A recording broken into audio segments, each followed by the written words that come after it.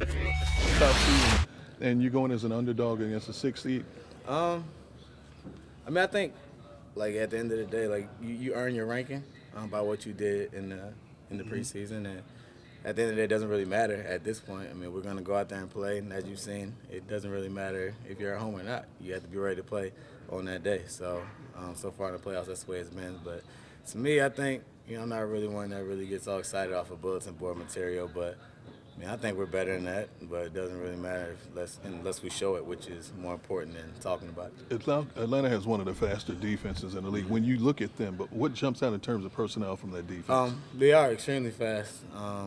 They're very comfortable in their scheme. They have some good corners outside and some guys that can rush the passer on the inside. So, again, another full challenge for us. And offensively, too, they have a great offense over there, some talented players. So, I mean, they're in the playoffs for a reason, and it's gonna be a good one. You think you'll have to quicken your plays because of the speed on their defense when you have to, No, I think it's all the same. You just got to try to focus on executing, your game plan. You don't really adjust because of that, but you are aware that they have some guys that can go. But I feel like we have a great offensive line as well. You guys might be the underdogs, but they have to come in here. How much confidence do you have in that? I have confidence, a lot of confidence in us. I mean, I believe in us. I've been saying that since day one, and that's the way we feel in this locker room. We believe in us no matter what. I mean, before we even did what we did during the regular season, people were doubting us before, so it doesn't really change. Our goal is still the same, just continue to work and go out there and try to grind, get a win. So I think we'll be ready. We had a great week of practice last week. I just have to keep that momentum going this week against a tough team that's coming here. And our fans, that's definitely an advantage for us to play at home in the league. Folks are going to be fired up. What did you see in their game against the Rams? I mean, they were able to shut down Todd Gurley for the run, but also a lot of the passing game too.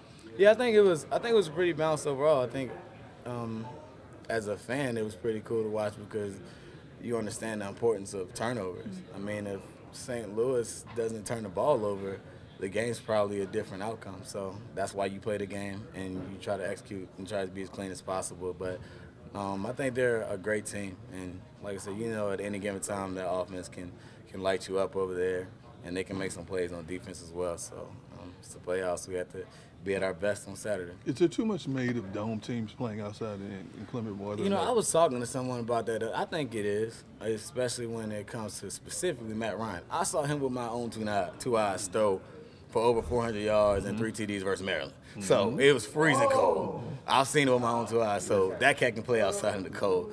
But I think it's definitely a tempo because when you're inside on the turf, it is a little faster. Like when you're down in Dallas, I haven't been in Atlanta in years, but when you're down in Dallas, that turf, you're flying around a little bit faster than normal. So, but I don't know. I mean, I feel like playing in the cold is something you just do. It's not like you get used to it or you have it. Like you just play in the cold and get it done. What about their playoff experience? Thank you, man. Obviously, they went to the Super Bowl last year.